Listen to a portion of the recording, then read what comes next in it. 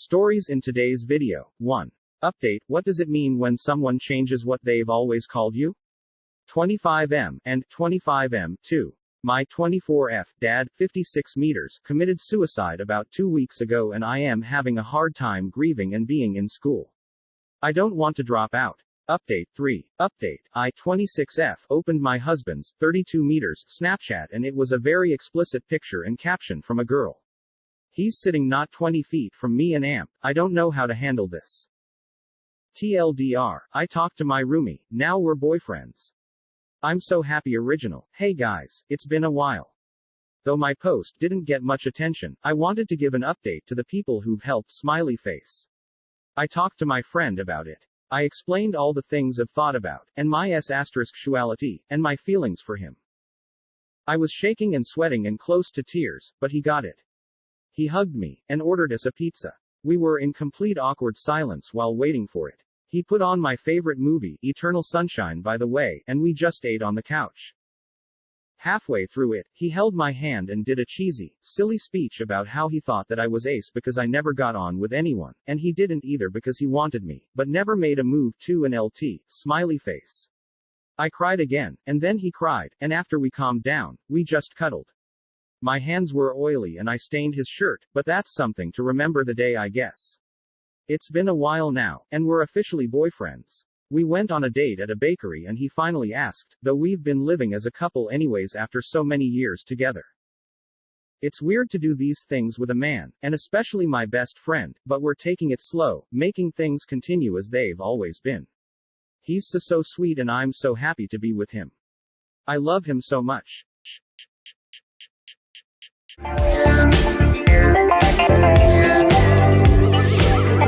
Hi everyone, my last post wasn't super popular or anything but I just thought I'd update you guys anyways.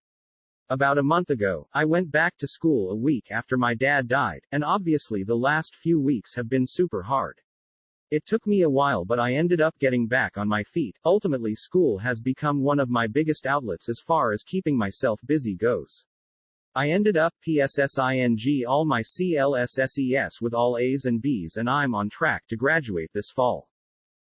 Thank you to everyone who believed in me and encouraged me to keep going. It's people like you that really helped me get through one of the hardest chapters of my life. Life can be really F***ing hard, so sometimes you just have to take the small victories where you can.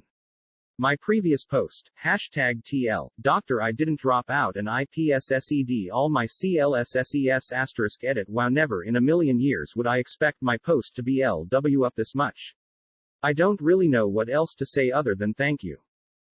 I try and find little signs from my dad and today I think it's all you guys, rootin' for me.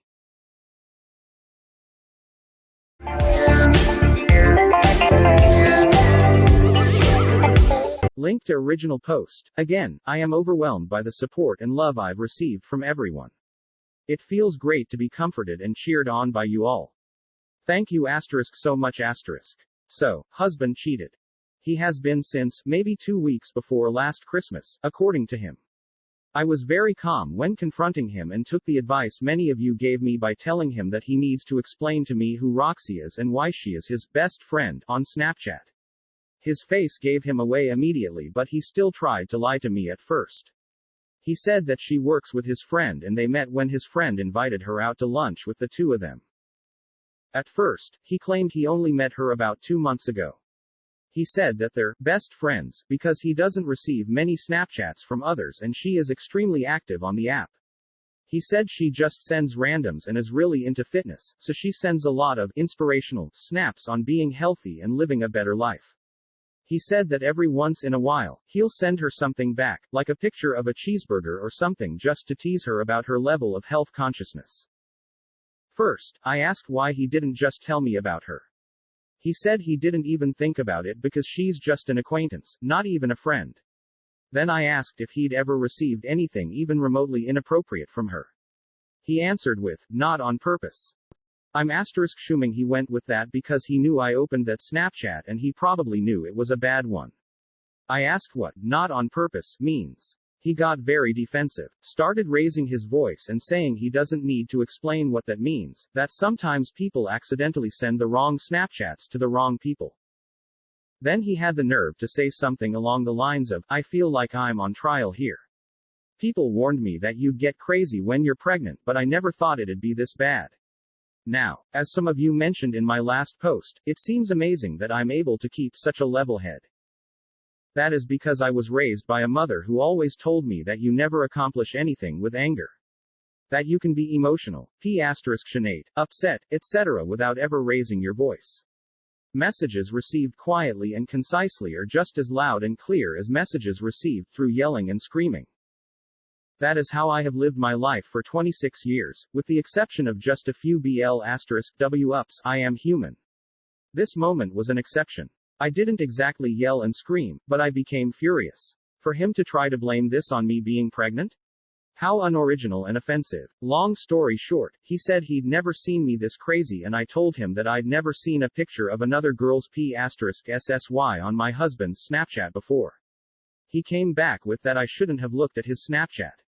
I came back with that it was an accident, but even if it hadn't been, there shouldn't be any reason he's receiving Snapchats like that for me to see accidentally or not in the first place. I told him that I may be pregnant, but I'm also an intelligent person and I am his wife, so I knew he was lying and I deserved to know the truth. I asked if I could see his text messages to see if he's been texting Roxy. He said sure, no messages. Then I asked to see his Facebook messages. He looked like a kid caught with his hand in the cookie jar. He told me no. I asked why. He finally broke and started to cry. Told me he couldn't let me see the messages because they would hurt me. Because they were inappropriate. Then it all came out. They screwed in the backseat of her car the first night they met. This is already long, so I'll spare you all the details. But it's been an ongoing affair for months. No, they did not always use protection. Although I was recently screened for STIs, I'll be getting checked again in light of this information. My uncle already assured me that if he was unfaithful, we would cream him in court. Really the only thing I'm willing to fight him tooth and nail for is our home. I put a lot of effort and money into making this home my dream space. I won't be seeking spousal support, but I will seek child support. I'm obviously heartbroken and told him to go stay in a hotel or with Roxy for all I cared. I confronted him last night. My mom and sister stayed with me last night and let me sob all over them for hours. Right now I'm sort of numb, but I'm also thinking very clearly. I know what my next 10 moves are and I feel supported and secure in my decision to leave him and keep my baby. A few things I just wanted to clarify. My husband is not a lawyer. His good friend is. There was some concern for my success in court if my husband is a lawyer. His friend is in environmental law, so, while I'm sure he can provide some advice, he will not be my husband's divorce lawyer. There were suggestions of me terminating my pregnancy. I fully support the right to choose, and I would probably terminate the pregnancy if I was in a different financial position and lacked a support system. However, I work as a marketing manager for a large company. Not only does this allow me the privilege of working from home about 50% of the time, but it also grants me financial independence.